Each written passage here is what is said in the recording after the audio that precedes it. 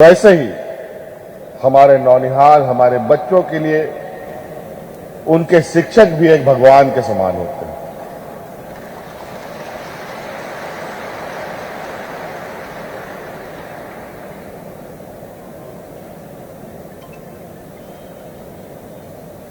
और हमने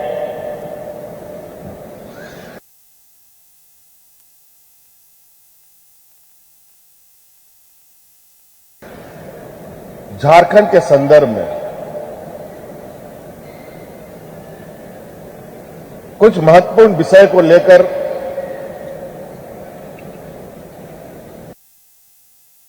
गांठ बांध रखी है कि उस समस्या का समाधान किसी न किसी तरीके से हमें निकालना है।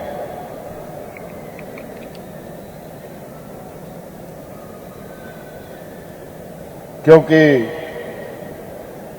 इस राज्य का जन्म,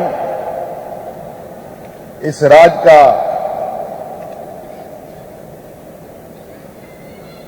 अलग राज्य की स्थापना के लिए ना जाने कितने लोगों ने शहादत दिया है।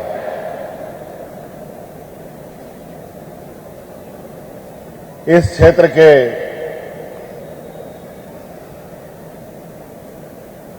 मूलवासी आदिवासियों के लिए यहां पर अनेक संघर्ष हुए हैं।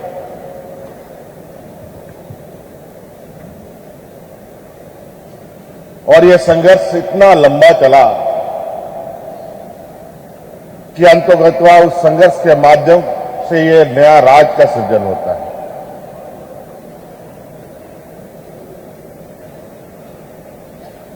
और आदरणीय दिसंबर गुरु जी के नेतृत्व में 2000 ईस्वी में यह राज हमें मिला। लेकिन राज बनने के बाद आज भी झारखंड प्रदेश देश का सबसे पिछड़ा राज्य है।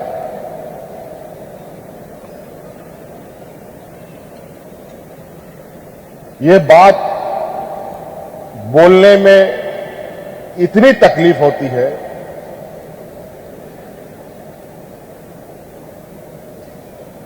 कि आप अंदाजा नहीं लगा सकते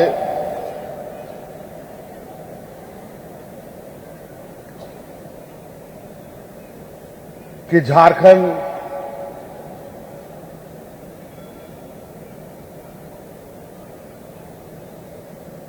जहां पर खनिज संपदाओं का भरपूर भंडारण हो और उस खनिज संपदा से पूरे देश दुनिया का घरों का रोशनी जलता हो,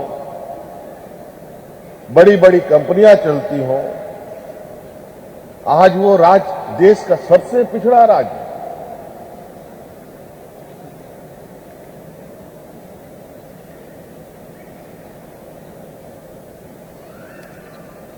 और पिछड़ा राज्य के साथ साथ इस राज्य को मजदूरों का भी राज्य माना जाता है।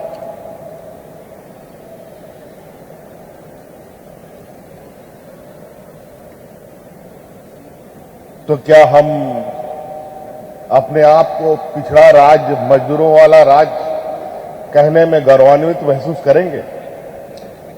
मैं नहीं कर सकता। इसको लेकर हमने आने वाली पीढ़ी को मानसिक रूप से, आर्थिक रूप से, सामाजिक रूप से, बौद्धिक रूप से कैसे वो संपन्न हो, इसका संकल्प किया है। इस क्रम में हमने कई निर्णय लिए हैं।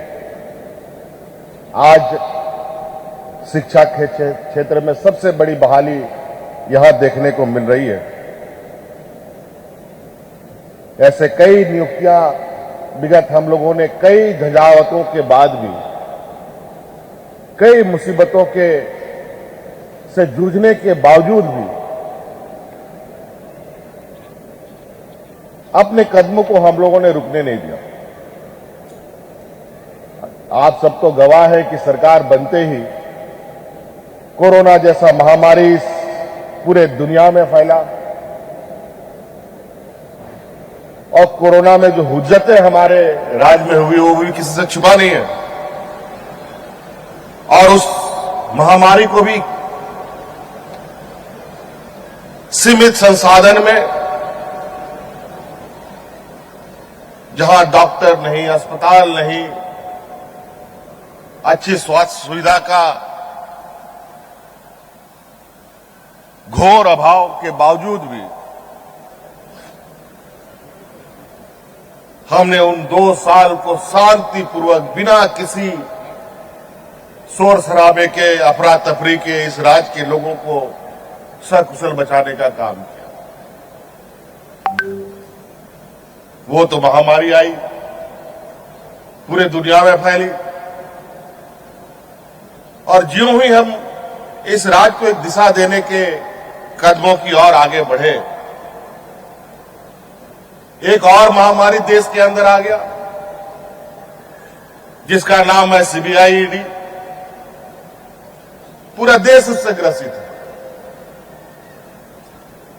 हमारे राज्य में भी इसका विचरण होने लगा। हम बोले चलो खोजबीन करो।